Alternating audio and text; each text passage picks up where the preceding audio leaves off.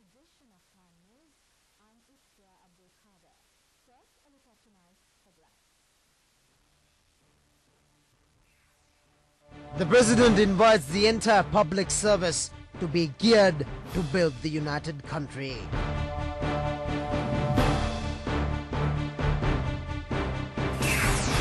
Keen enthusiasm has been displayed by the public servants in casting their postal votes. The hunt for Dhanuna continues.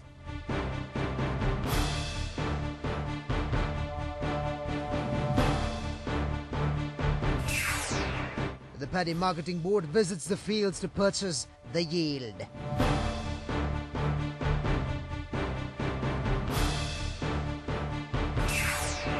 And in news overseas, Bin Laden threatens to kill Americans.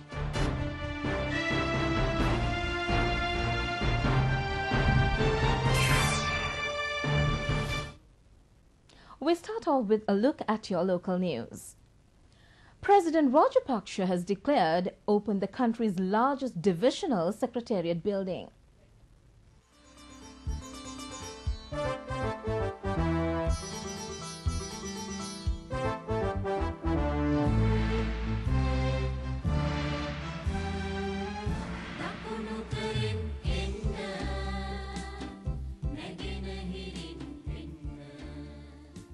The building is located in Maharagama. It has been put up based on the Maharagama Urban Development Plan.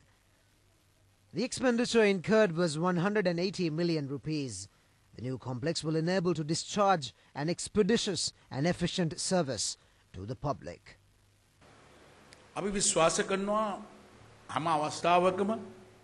Addressing the ceremony after the opening of the new complex, the President opined he believed it is important that the people should be always served in a sensitive manner. He pointed out that every public officer can be satisfied if they have met a problem which the people wanted to be sorted out. Every citizen visits the divisional secretariat or a department seeking redress. It is the onus of the public servant to sort out their issues as soon as possible. He recalled how the people had to wait for several weeks or months to secure their birth or other certificates. But at present, they could secure this within 5 minutes. He said the government's desire is to accelerate the development of the country. Chairman of the Maharagama Urban Development Committee, Minister Dinesh Gunawardena, presented a memento to the President. The Maharagama Divisional Secretary Chandraratna Pallegama was present. In parallel to the event, the presentation of an old photograph depicting an incident in which the President raised the voice on behalf of the masses several years ago also took place on the occasion. Minister Susil Prem Jayant, Bandul Gunawardena and Gamini Lokuge were among those present. President Rajapaksa says he wants a parliament which is active.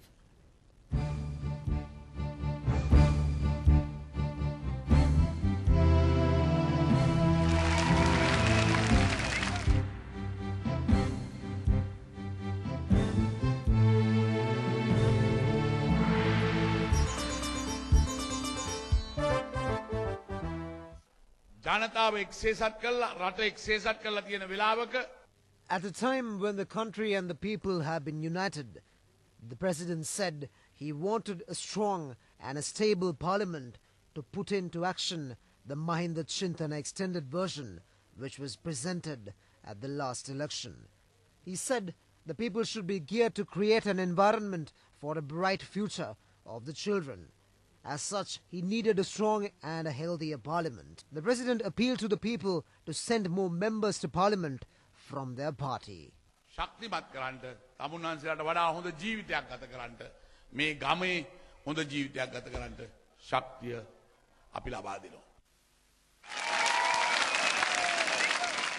The President was addressing a mammoth gathering in Monaragala. He presided at the rally organized to ensure the victory of the Freedom Alliance candidates of the district. The President pointed out the need for a legislature which is strong and active instead of criticism. The meeting was attended by several parliamentarians including Maithripala Sirisena, Candidates contesting from the Freedom Alliance also addressed the gathering. Postal voting has drawn to an end. A turnout of around 80% has been reported on the 2 days of voting. The Election Secretariat said that casting of postal votes took place at 934 centres. 415,432 were eligible to cast postal votes. The Elections Office said that postal voting was calm and peaceful. Not a single incident of flouting of election laws has been reported. Those who were unable to cast their votes have the opportunity of doing so until the 8th of next month. An opportunity is afforded to exercise the vote in the presence of the head of the state institution who serves as the returning officer. The whereabouts of Dhanuna Tilakaratne, the son-in-law of Sarath Fonseca, is still unknown despite a 1 million rupee reward being offered which could lead to his arrest. The police are still searching for him. Despite the cash reward, police media spokesman SP Prashant Jaikodi said they have not received any information. However, he said they believe he may be in the country.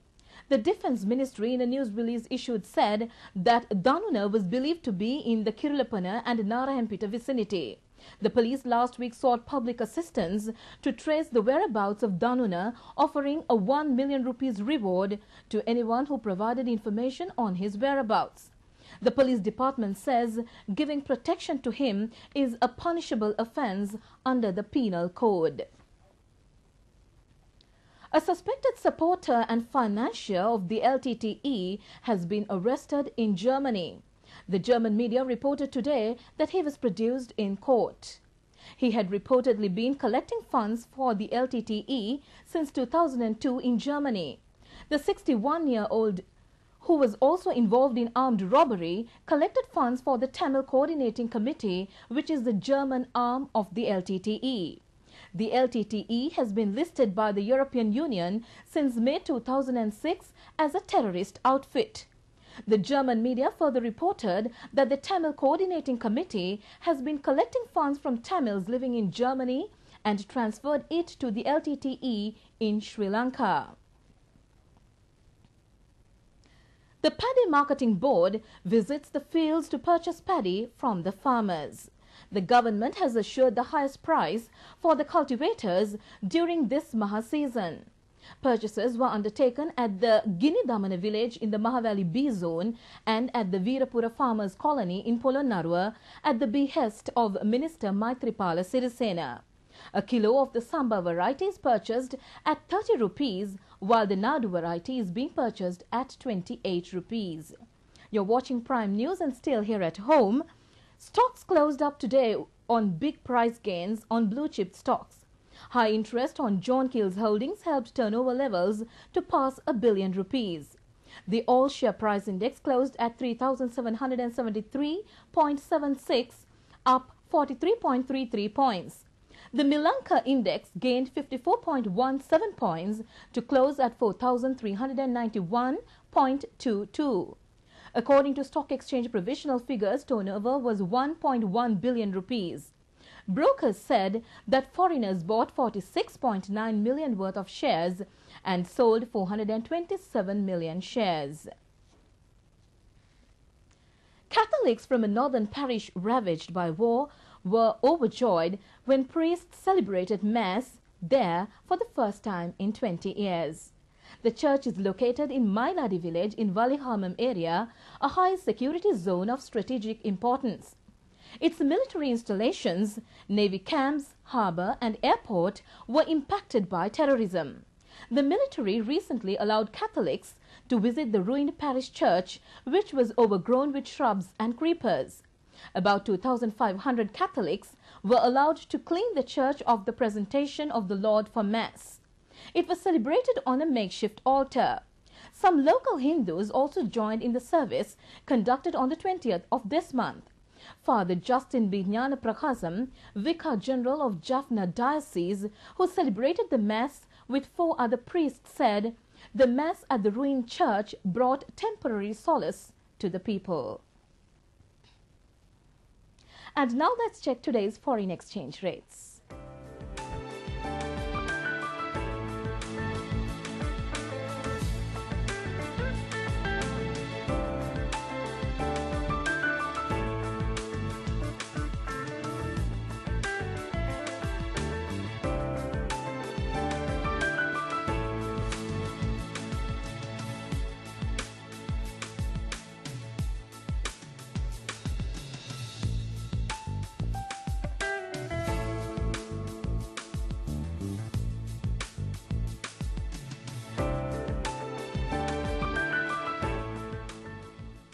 That wraps the local segment of the news. The latest international news is up next on Prime World.